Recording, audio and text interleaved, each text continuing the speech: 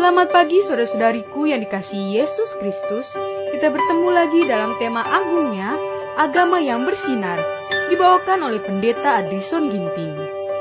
Selamat pagi saudara yang kekasih dalam nama Tuhan. Kita bersuka cita kembali pada hari ini. Kita dapat bersama-sama dalam mendengarkan pekabaran lewat renungan kita Minggu 13 Agustus 2023 dengan judul Kesombongan karena Kemakmuran. Ayatnya di dalam Pengkhotbah 2 ayat 8. Aku mengumpulkan bagiku juga perak dan emas, harta benda raja-raja dan daerah-daerah. Aku mencari bagiku biduan-biduan dan biduanita-biduanita, dan yang menyenangkan anak-anak manusia, yakni banyak gundik. Mulia di masa muda, perkasa di masa dewasa, dikasihi Allahnya. Salomo memang tampuk pemerintahan yang menjanjikan kemakmuran dan kehormatan yang tinggi. Bangsa-bangsa kagum terhadap pengetahuan dan pengertian orang yang dikaruniai Allah dengan hikmat, tetapi kesombongan karena kemakmuran menyebabkan perpisahan dengan Allah.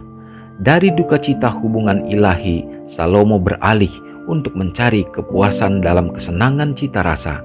Mengenai pengalaman ini, ia mengatakan, "Aku melakukan pekerjaan-pekerjaan besar, mendirikan bagiku rumah-rumah, menanami bagiku kebun-kebun anggur.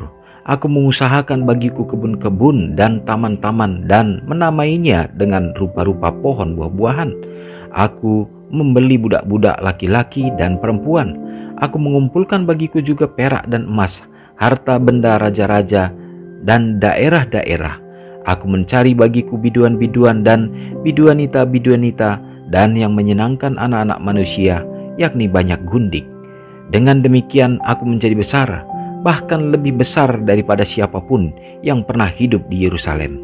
Aku tidak merintangi mataku dari apapun yang dikehendakinya, dan aku tidak menahan hatiku dari sukacita apapun, sebab hatiku bersukacita karena segala jerih payahku. Ketika aku meneliti segala pekerjaan yang telah dilakukan tanganku, dan segala usaha yang telah kulakukan untuk itu, dengan jerih payah, lihatlah, segala sesuatu adalah kesia-siaan dan usaha menjaring angin. Memang tak ada keuntungan di bawah matahari. Lalu aku berpaling untuk meninjau hikmat, kebodohan, dan kebebalan. Sebab apa yang dapat dilakukan orang yang menggantikan raja? Hanya apa yang telah dilakukan. Aku membenci hidup.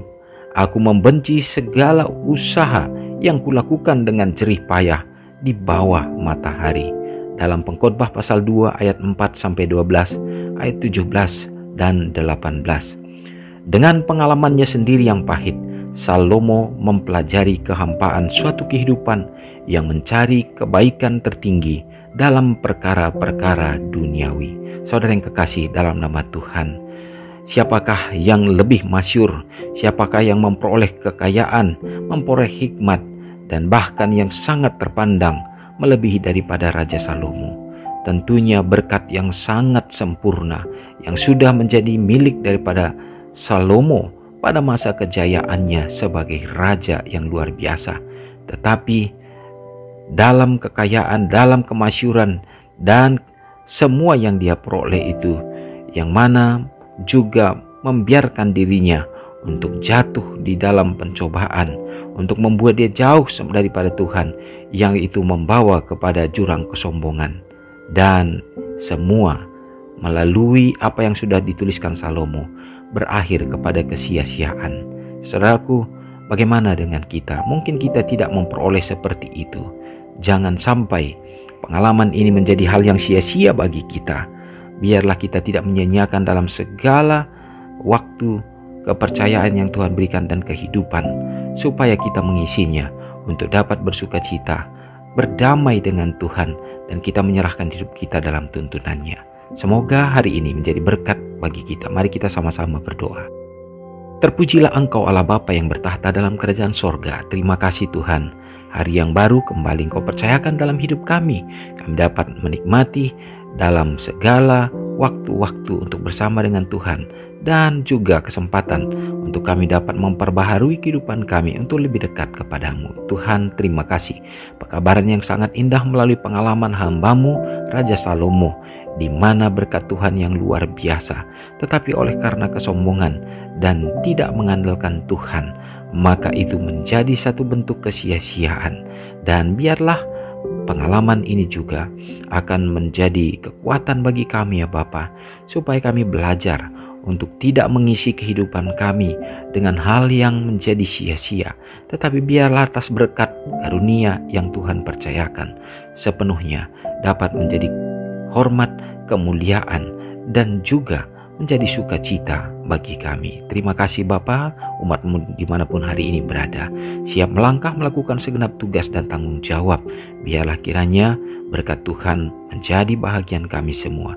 Berikanlah kesehatan ya Bapak, kekuatan untuk mampu melakukan segenap pekerjaan, dan biarlah berkat yang limpah Tuhan karuniakan dari sorga, sehingga ada kepenuhan dalam segala kebutuhan anak-anak dalam pertumbuhan, dalam perkembangan mereka. Demikian juga mendoakan bagi orang-orang tua yang kami kasih yang sudah lanjut.